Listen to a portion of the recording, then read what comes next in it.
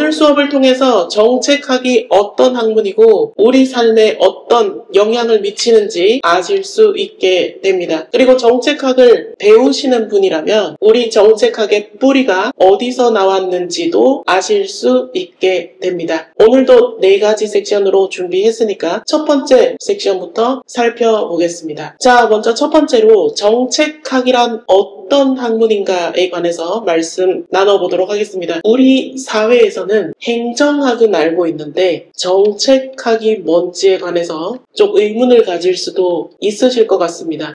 우리 사회에서는 정책학은 조금 낯설 수 있겠다라는 생각이 들어서 관련해서 말씀을 나눠보고자 합니다. 자, 먼저 공공영역에서 정책이라는 거는요, 어떤 우리 사회의 문제를 해결하기 위한 정부의 작용이라고 알려져 있습니다. 그래서 우리가 뭘 하든 간에 어떤 정책, 어떤 대책 이렇게 얘기를 하는 거, 그 작용 자체를 우리는 포괄적으로 정책이라고 다룹니다. 그럼 이걸 공공에서만 쓰느냐? 민간에서도 이 용어를 씁니다. 민간에서 보통 우리가 웹사이트 가입할 때, 저도 웹 서비스를 제공하는 회사를 운영하고 있지만 개인정보 보호 정책이라든지 여러 가지 정책들이라고 하는 것들이 있죠. 이 정책이라고 하는 거는 민간 영역에서는 조금 더 넓은 의미로 어떤 문제를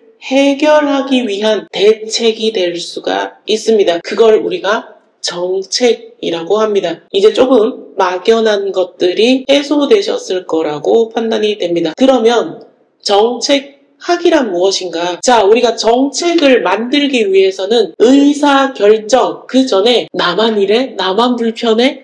이런 과정들이 필요합니다. 그걸 우리가 의견 수렴이라고 하고 공론화 과정이라고 합니다. 그 단계를 넘어서면 의사결정이라는 게 있고요. 의사결정이 되고 나면 정책을 집행이라고 하는 실행하는 영역이 있습니다.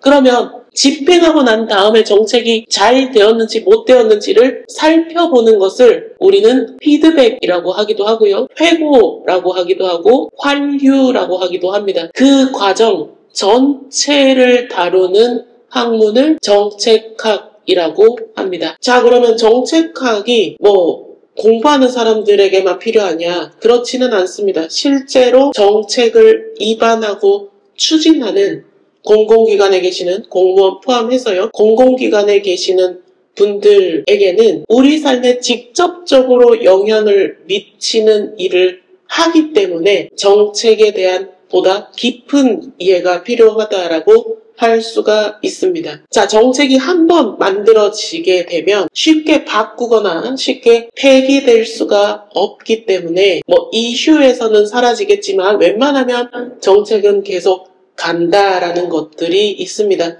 나중에 또 한번 말씀드리도록 하겠습니다. 정책은 그렇기 때문에 이런 만들어지는 과정에서 조금 더 정책을 입체적으로 보고 전체 그림을 보고 다양한 의견을 수렴하는 것이 반드시 필요하다라고 하는 것들을 말씀드릴 수가 있습니다. 자, 그리고 전체 맥락을 고려를 해야 된다라는 것들이 있는데 앞서 말씀드린 것과 비슷한 맥락입니다. 전체를 봐야 우리 소위 말해서 촘촘한 복지정책 이런 말 하잖아요. 전체를 봐야 실제로 대상자가 누구인지 그리고 우리 정책이 미칠 영향이 어떠한지를 볼 수가 있게 됩니다. 그렇기 때문에 정책을 결정하고 정책을 입안하고 정책을 추진하는 모든 분들에게도 우리 정책을 배울 필요가 있다라고 하는 것을 말씀드립니다. 요즘에는 이 과학기술이 더해져서 과학기술 정책으로도 나아가고 있는 상황입니다.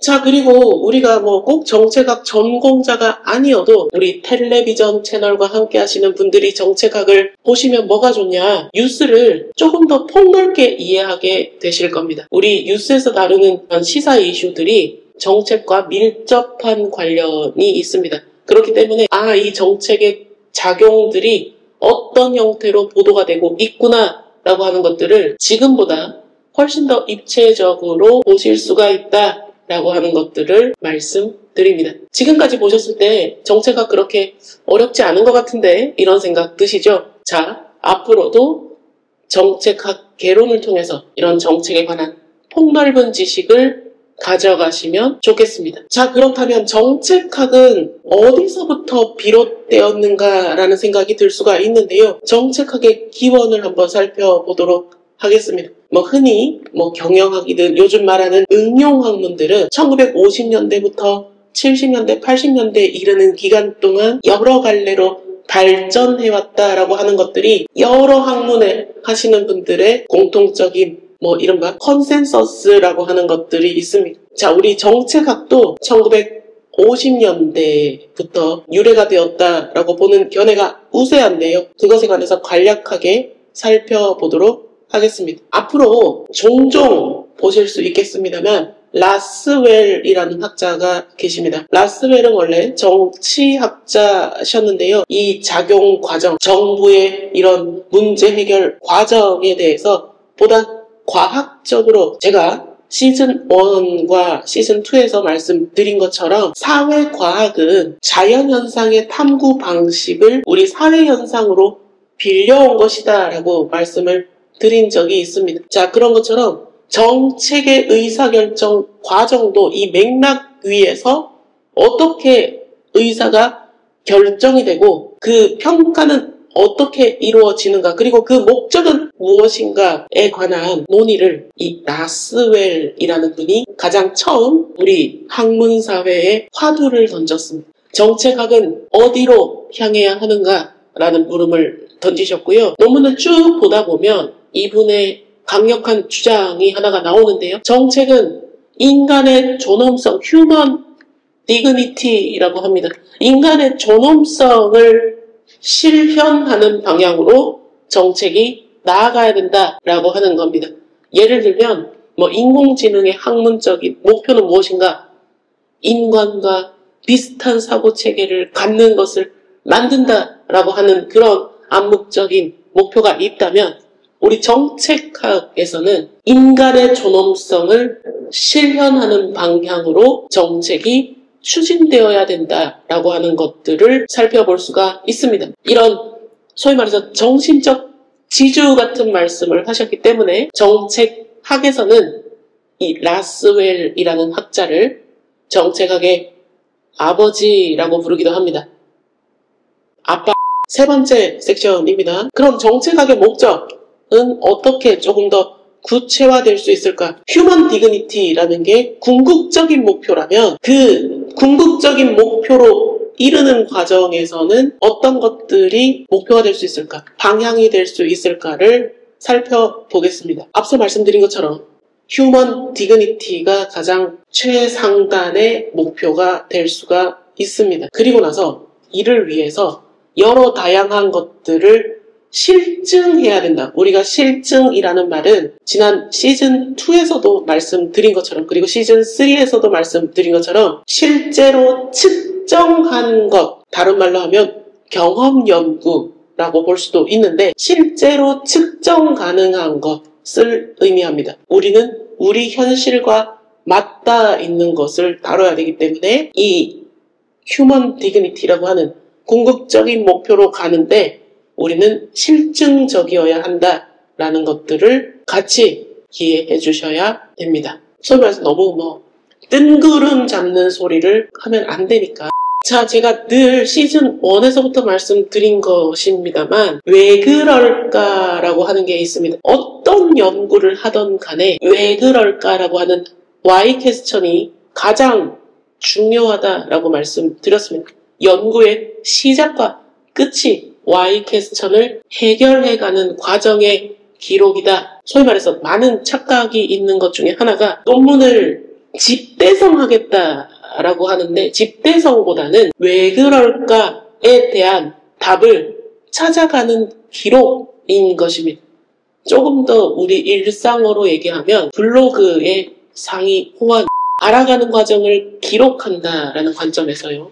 그렇습니다. 그래서 보통 논문 쓸 때 막 큰 목표를 가진 나는 논문 하나로 세계적인 학자가 될 거야 라고 주장하는 과정생은 수료생으로 남을 가능성이 이게 참 안타까운 지점인데 알아가는 과정을 써야지 우리가 옛날에 근대 시대처럼 막 집대성하고 이렇게 되면 힘들 수가 있어요. 안 가는 길은 안 가는 이유가 있다.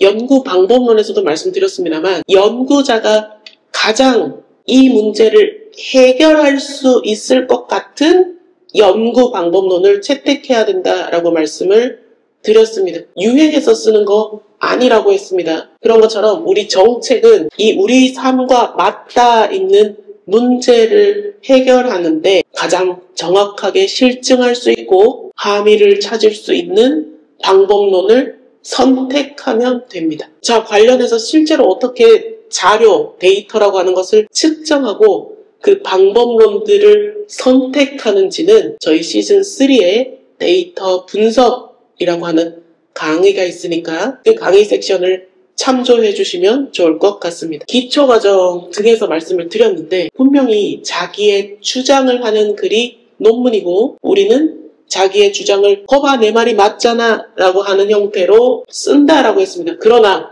그 결론에 이르는 과정은 과학적이어야 된다라고 말씀을 드렸습니다. 그게 주관을 배제하는 글쓰기, 설득하는 글쓰기라고 할 수가 있습니다. 마찬가지로 정책학도 어떠한 것들을 할 때 객관적이고 실증적인 진술이 되어야 된다라고 하는 것들을 같이 말씀을 드립니다. 때로는 우리가 이걸 구분을 하지 않는데 보통 우리가 선생님들 처음에 논문 쓰라고 하면 뭐뭐에 대한 개선 방안 연구 이런 생각을 되게 많이 하실 겁니다. 개선 방안 이런 거는 뭔가 문제에 대한 처방을 내리는 것 같잖아요. 그 처방적 연구도 따로 있는데 그거는 내가 학위를 받고 이 영역에서 어느 정도 권위가 있을 때 시도하시는 것이 훨씬 안전하다. 왜냐하면 우리가 과정생이나 초기 박사라고 하시는 분들이 처방적 논문을 쓸 수 있죠. 이런 문제에 봉착하게 될 것입니다. 뭐 되십니까? 우리는 객관적이고 실증적인 것으로 설득을 해나가는 양적 연구 방법 위주의 기술을 하는 것이 보다 중요할 수가 있다. 안 그러면 더 깊이가 있는 그런 논리로 논리를 설득하는 것이 되어야 되는데 소위 말해서 뭐 양질전환이라고 들어보셨죠? 이런 과정들을 계속 하다 보면 머릿속에서 함의와 함의가 연결이 돼서 나중에는 하지 말라고 해도 이렇게 쓸 수 있는 처방적인 글이 나오니까 처음부터 너무 힘주고 소위 말해서 각 잡고 처방적 논문을 쓰기보다는 우리 이런 식으로 객관적 실증적인 기술을 하고 거기에서 나오는 근육, 훈련된 근육으로 더 큰 가치를 창출해 주시면 좋을 것 같다라는 말씀을 드립니다. 뭐 처방적 논문 하셔도 상관없습니다. 자, 그래서 어쨌든 우리는 실생활을 다뤄야 되기 때문에 그 정책학, 보통 우리가 학문 분류상 정책학 일반이 있고요.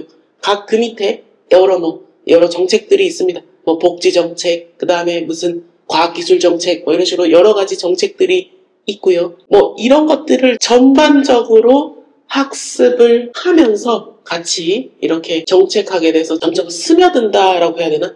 이렇게 정며들었으면 좋겠습니다. 그렇다면 우리는 앞으로 어떤 것들을 다루게 될까요? 4일강 논문도 마찬가지겠습니다. 정책학에서는 이렇게 3가지 접근이 있는데요. 규범적 접근, 실증적 접근, 처방적 접근이 있습니다. 처방적 접근이 아까 말씀드린 처방이라고 하는 그런 개념이고요. 규범이라고 하는 거는 도덕관념에 따라서 이거 옳다, 이거 그르다, 이거 나쁘다, 이거 뭐 어떻게 된다, 착하다 이런 가치 판단이 들어가는 겁니다. 자, 첫 번째와 세 번째는 어렵습니다.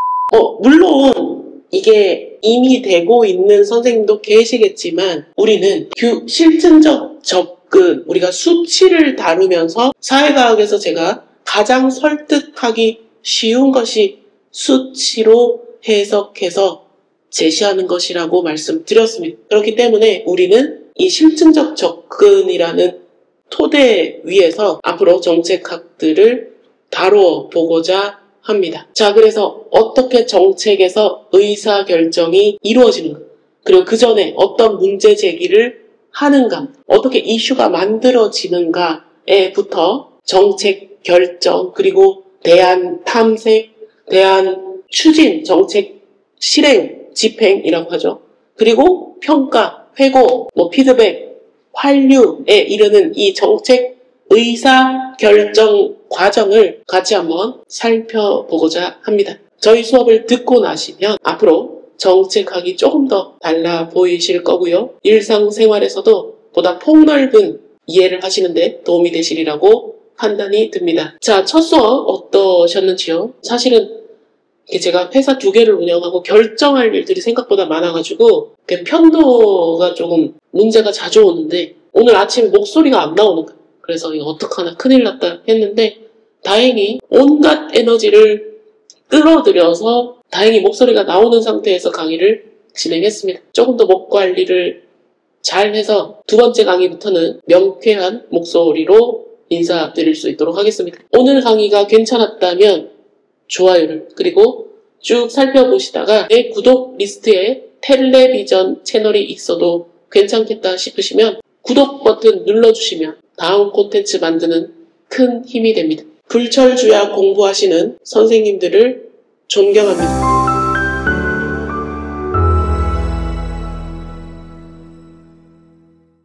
잠을 잊은 그대에게 잠을 잊은 그대에게 좀 괜찮아?